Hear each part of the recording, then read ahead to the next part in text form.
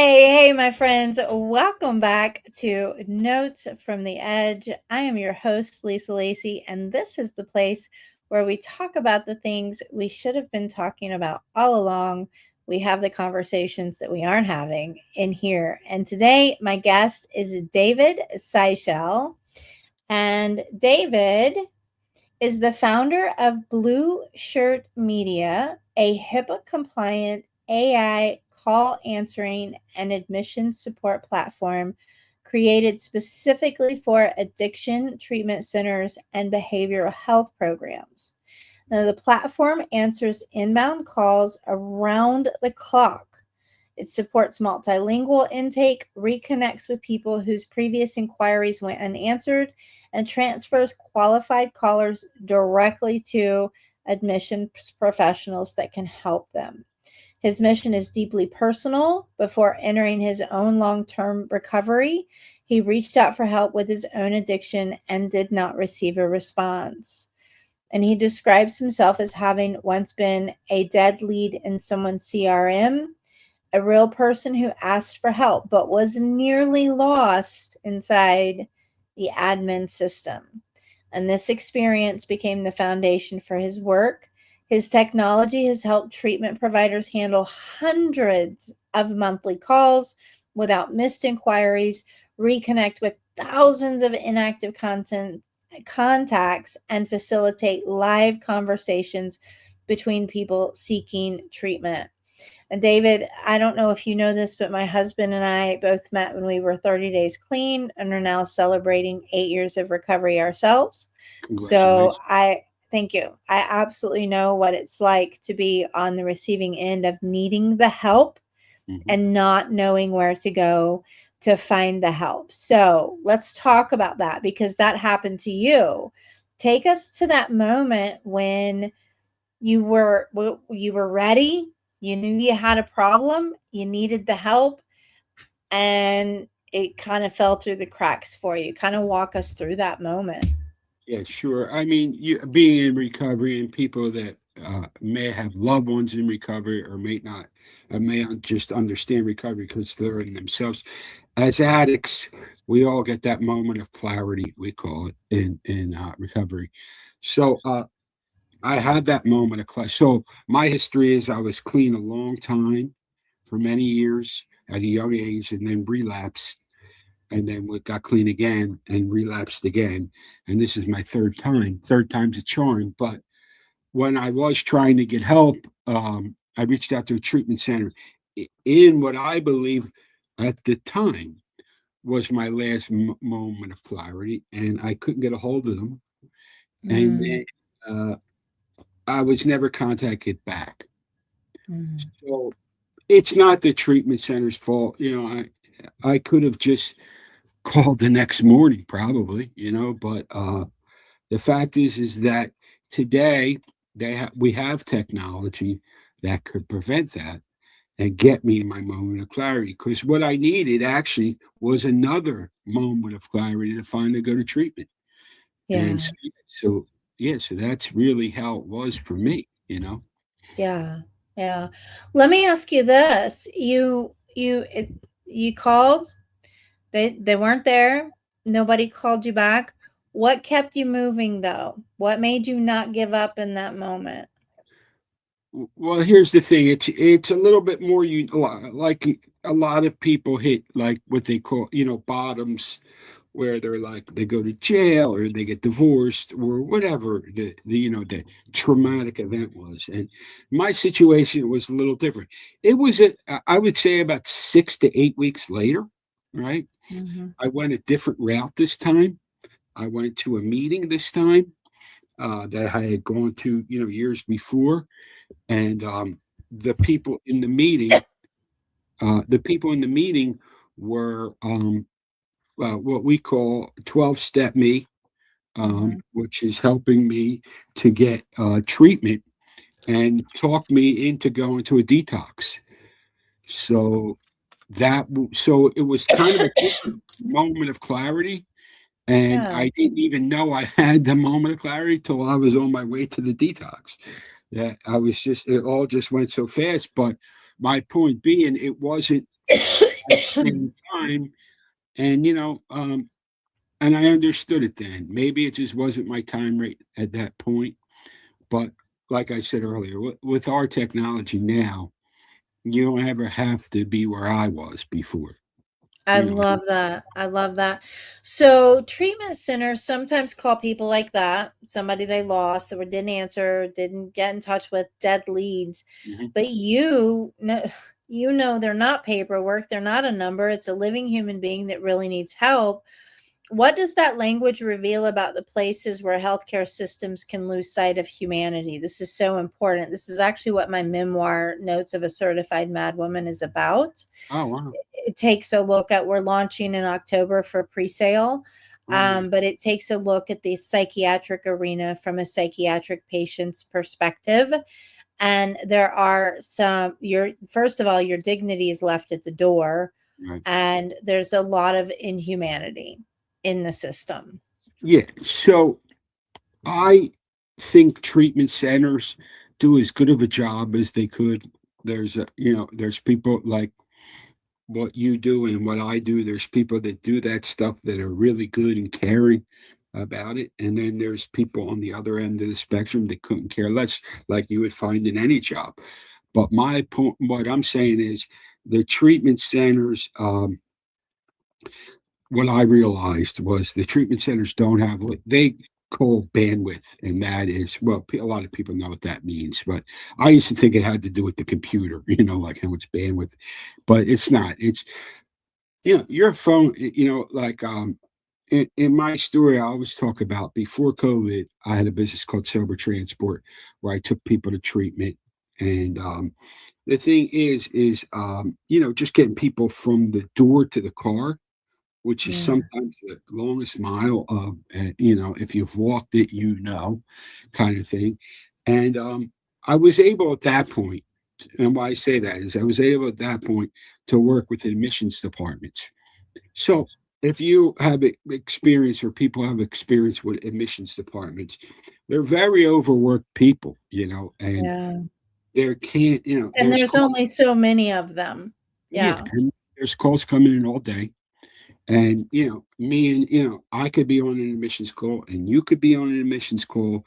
And what happens is the person I'm talking to has to get their insurance card. The person you're talking to has to read their insurance card. 90%, I don't know this for a fact, but I'm guessing 90% of people that call treatment centers, in my case too, are high anyway. They're drunk or high or whatever. So yeah, so they're spread pretty thin, right? So I Yeah. look at them as like inactive, right? Because we never want them to really be dead, and they could be. So what happens is that same scenario I just used. I said like you're on the phone with an admissions person, they have to get their card, they come back and they just hang up on you, right? Mm. So what'll happen is a lot of the centers I work with, they'll dial that number back. If you're an addict in 2026, you're never answering your phone ever, right? You're never going to answer probably don't answer it when you're, normally. But what I'm saying is, so what we've done is we figured out a way to engage those people, not all of them, and not all of the responses we get are great. But what we do is we engage those people with text message marketing, right? So Ah, I love it. So you are still reaching out to them, like, "We see you. We hear you. You're yeah, there." and Yeah. if you're under 50 years old, that's the only way I'm getting a hold of you anyway. It's Yeah. via text message. Nobody wants to talk. And I always use this scenario.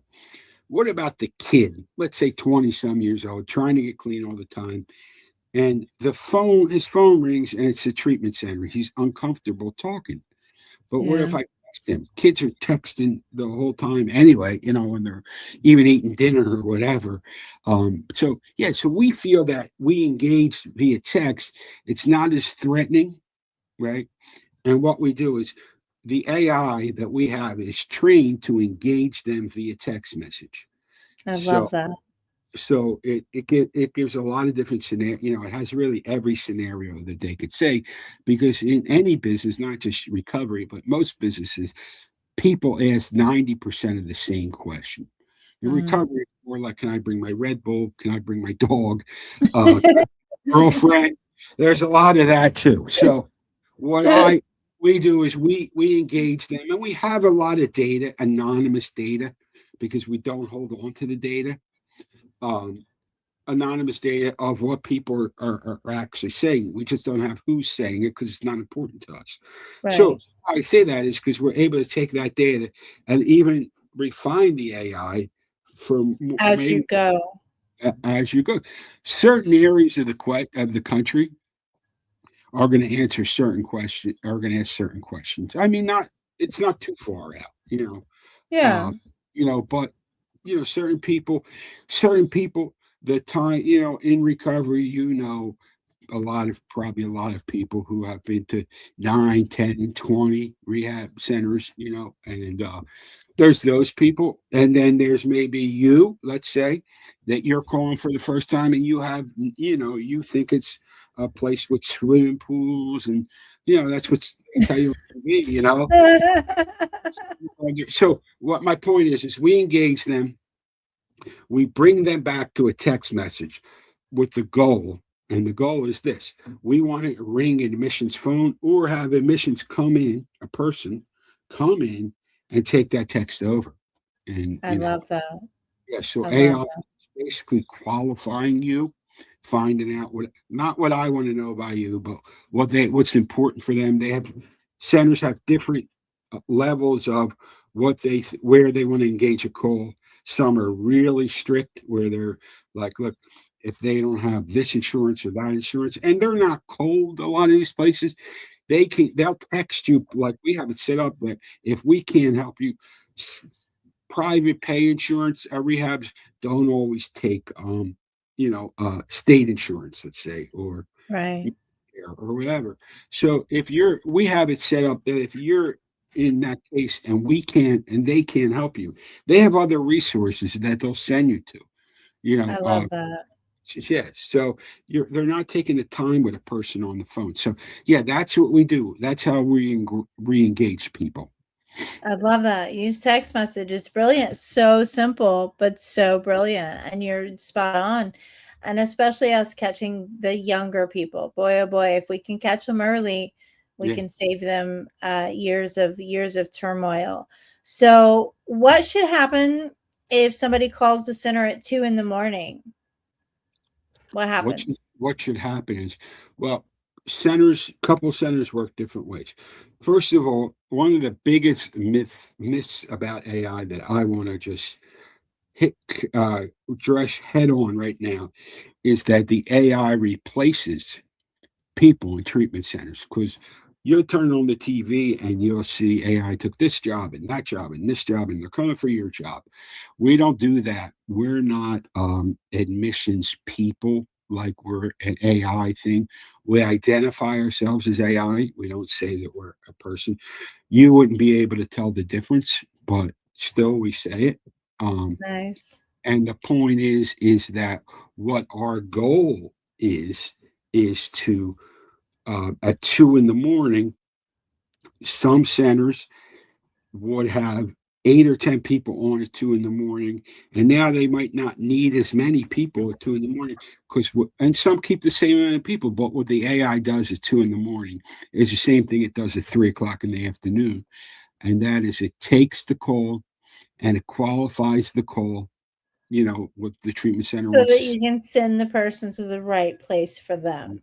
right person. Yeah, and some Yeah. people. So if let's just say you have a center that doesn't, you can't connect with anybody at 2 in the morning, a live person. So what we'll do is we'll set a reminder via text message, because in today's world, especially in medical field, like the HIPAA laws, the privacy laws, all that, you really need to be on board with people's privacy. And so we do, in the beginning of a call, tell them it's recorded, and we ask them if they want to opt in for text messages, right? And if they do, we send them a summary. But and that's great via text message, like emergency numbers, things like that, and the treatment center's number, what time to call. But we can also, some centers have 9 a.m. whatever time they open, reminders. to call, I love so that.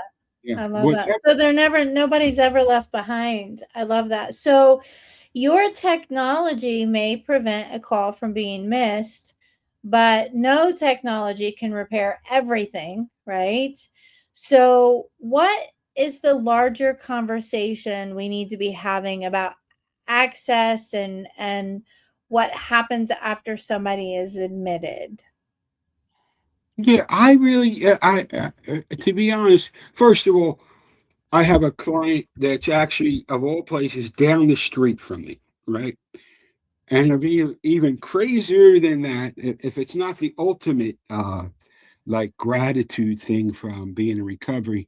That was my rehab 12 and a half years ago. So I Wow, actually sell to my own treatment center from that's all those pretty years. cool. Full Yeah, circle. yeah, full circle. And it's nice because when I go in, you're going through admissions and you see the people, just coming in, Henry said, just like I did. And yeah, brings you back, and but what I they had a certain situation, and that was, and we do this, across the country, but I just want to hone in there. They have a little bit different than a treatment call. They have a DUI line, right? So, in this county here where I am, a lot of people don't. There's not a lot of million. Everybody can't have DUI services. Only a couple of people get it, and this rehab gets it. So they were answering 15 calls a week, right? The problem was they were getting 130. So over Wow. 12 months, okay, we've missed zero calls, zero. No, not one. Wow. Yeah, so we can answer every call. There's not like we don't miss a call. It's technology, so it's literally impossible. Some of the bigger centers are comforted, like to know, which we do is an AI can answer 200 to 400 calls on one line simultaneously. Yeah, of course. So We yeah, use it so as a tool, but we don't replace humanity with it. I love it. I love yeah, it. Yeah.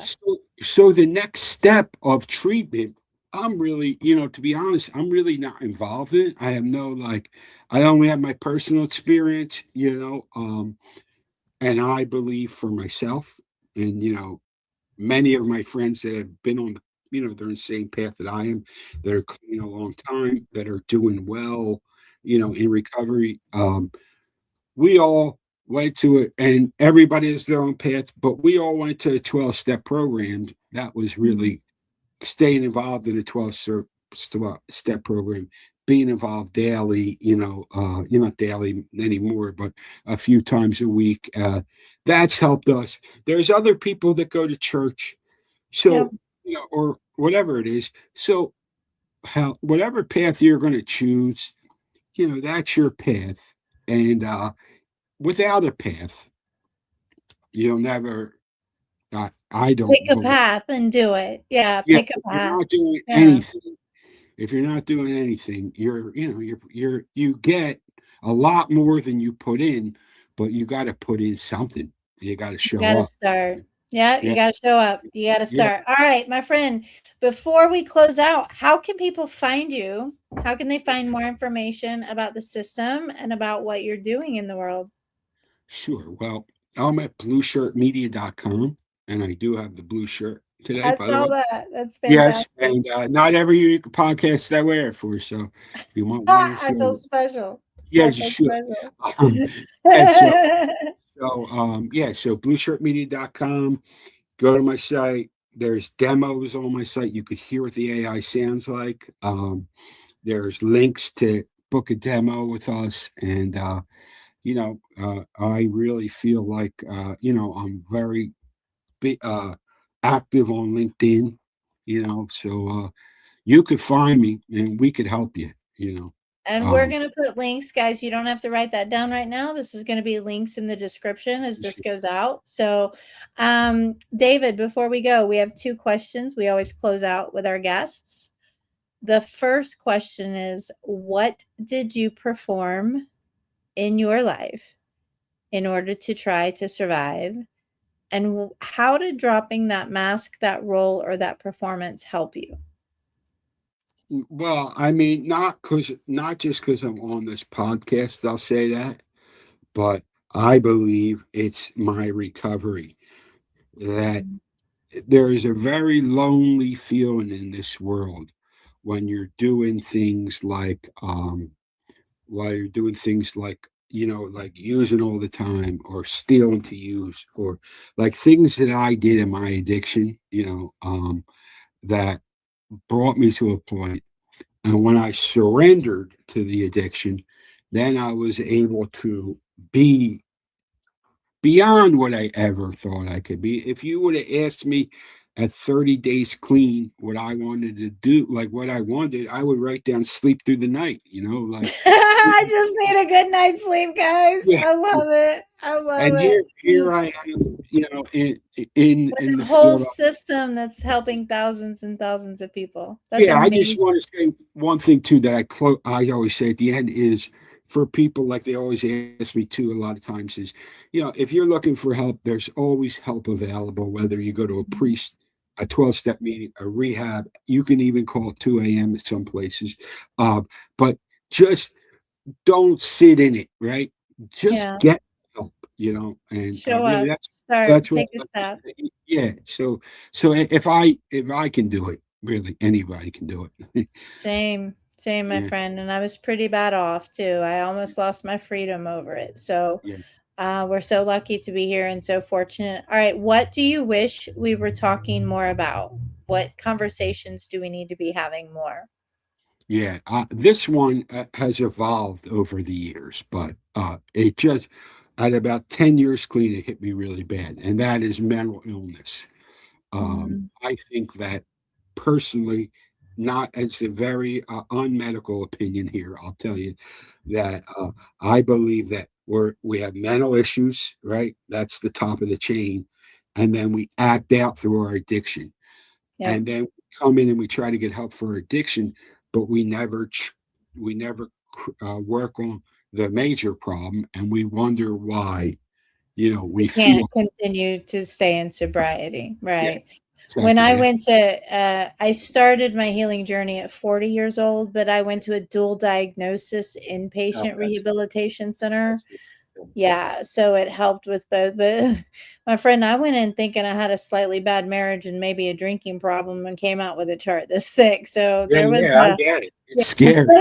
there was Yeah, some but I things mean, I needed to fix. I think I originally got clean in 1980 the first time. I know I look 29, so you're wondering how that was possible. But um, mental illness in recovery uh, has come such a long way. But when I was 10 years clean a couple of years ago, and I fell into a clinically bad depression, Mhm. I I didn't really know what to do, and I Yeah. was just as bad in my addiction. It was dark, it was really dark, And and I think many times the two go hand in hand, and that's a beautiful answer. I think we do need to be discussing mental illness within the addiction recovery communities. So, well, my friend, thank you so much for joining us today. Friends out there, for you guys, don't forget, ask yourself today, what are you performing in order to survive? And is it still serving you? And if it's not, what great things can happen in your life if you drop the role, the mask, or the performance? Until next time, I'm Lisa Lacy. Welcome to the Edge.